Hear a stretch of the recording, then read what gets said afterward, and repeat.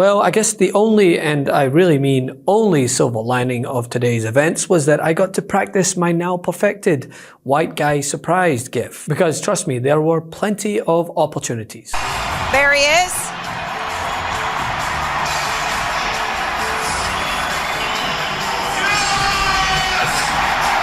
So it would have been something of a scandal for these people who control information in the United States and the world. The CEO of Google, Sundar Pichai, who's there.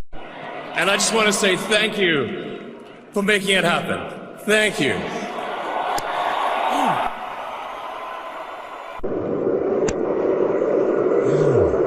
Now, I know as a network we made the executive decision to go with puppies and kittens over the pussy grabber, pun intended. But outside of that, I wanted to discuss what everyone should be taking note of regarding today's inauguration, who was sat in the front row. I don't know if we control the feed or not, but it's really remarkable to see these tech CEOs or founders, in the case of Jeff Bezos, the founder of Amazon, standing alongside members of the Trump cabinet. They got better seats than some members well, of the it's cabinet, just it's just remarkable. I can't help but think that if this had happened 4 years ago or 12 years ago, it would have been something of a scandal for these people who control information in the United States and the world.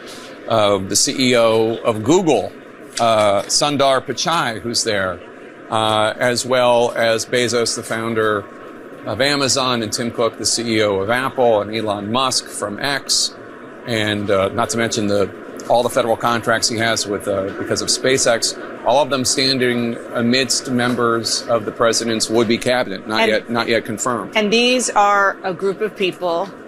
Joe Biden, in his very last address to the American people, warned, make up effectively an oligarchy.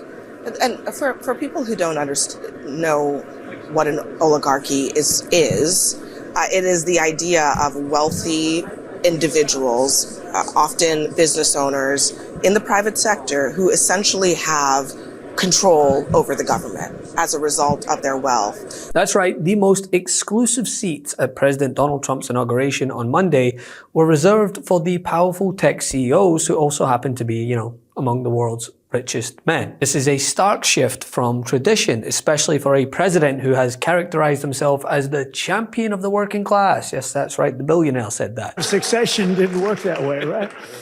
But now she's great and he's great. This is a great, beautiful couple and unbelievable career. I just said to him, you are very upwardly mobile, because he hasn't been doing it that long, but he picked it up so quickly. Remember, the first week was a little bit like the fake news was hitting him really hard.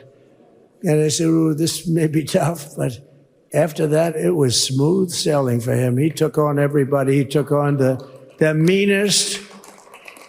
I don't want to use the word corrupt because we're into a new system, so let's wait till the corruption begins, because it will. But he took on some pretty mean people. So these seats traditionally are reserved for the president's family. He hates them, so that makes sense. Past presidents, they all hate each other, so. Now the boos are picking up again, as you can imagine. You have former Secretary of State Hillary Clinton and obviously former President Bill Clinton as well.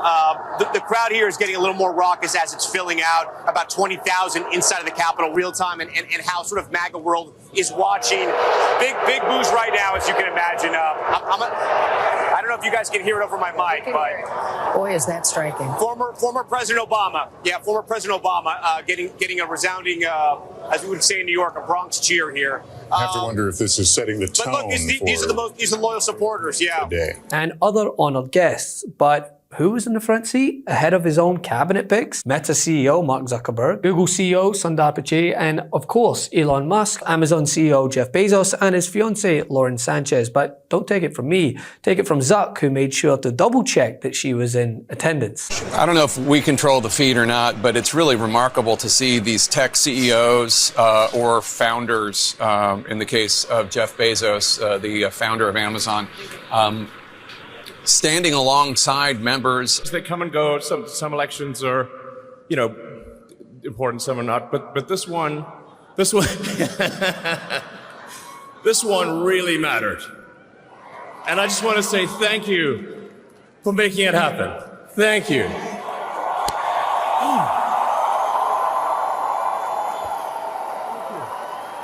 My heart goes out to you. It is thanks to you that the future of civilization is assured. Also amidst Team Oligarch were Apple CEO Tim Cook and TikTok CEO Zhao Zichu, which is no surprise considering the past few days in which he allowed the platform to promote several messages of President Trump propaganda, it seems, despite Trump himself pioneering a TikTok ban in the past. Hypocrisy, there you are. Haven't seen you a lot in the past few years. Good to have you back, I guess. And while gross amounts of wealth in politics is bipartisan, this inaugural display highlights the direct role that the world's wealthiest people will likely have in the new administration, which should worry just about everyone. That's why my farewell address tonight, I want to warn the country of some things that give me great concern. And this is a dangerous and that's a dangerous concentration of power in the hands of a very few ultra-wealthy people. And the dangerous consequences if their abuse of power is left unchecked. Today, an oligarchy is taking shape in America of extreme wealth, power, and influence that literally threatens our entire democracy, our basic rights and freedoms, and a fair shot for everyone to get ahead. We see the consequences all across America, and we've seen it before, more than a century ago. But the American people stood up to the robber barons back then and busted the trusts. They didn't punish the wealthy. Just made the wealthy play by the rules everybody else had to. Hello, everybody. As I am sure you have heard, there is a lot that's going on here in Washington, D.C. So let me say a few words and try to explain it. Bottom line, after all is said and done, is that after months of negotiations, Senate Democrats and House Republicans reached an agreement called a continuing resolution, which would continue to fund the government for 3 months. Frankly, that agreement was not something that I was all that excited about, but it was better than nothing. And I was prepared and am prepared to vote for it. And one of the reasons is that it contained a reasonable increase in funding for primary health care, something that I feel very strongly about and that my committee, the Health, Education, Labor, and Pension Committee, is responsible for. And given the enormous crises that we're facing in health care in this country today, it really would be of help to many millions of Americans. What this legislation would do is significantly, or modestly at least, increase funding for community health centers all over this country, which treat about 30 million Americans who are low income or working class. And it would also increase the number of young doctors who go out into rural America and also into underserved areas. That is where we need the doctors and the nurses, and that's what this legislation would do. In any case, within the House of Representatives, the Republican House, and the Democratic Senate, there was widespread agreement on this resolution. And it was just about ready to be passed. In fact, the Republicans posted it on their website. We were ready to go.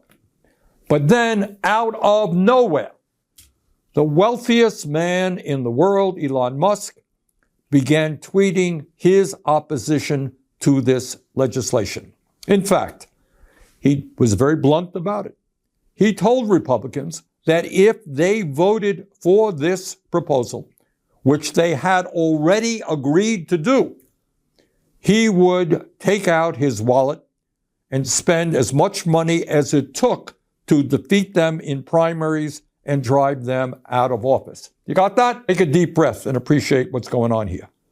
The wealthiest person in the world, who spent at least $277 million to elect Donald Trump in a Republican Congress, has now claimed complete ownership of that party. Buckle up, the next 4 years are upon us, and to quote the great Martin Luther King Jr. on his day, regardless of attempts to overshadow it, he who accepts evil without protesting against it is really cooperating with it. Love this video? Make sure you stay up to date on the latest breaking news and all things Midas by signing up to the MeidasTouch newsletter at MeidasTouch.com/newsletter.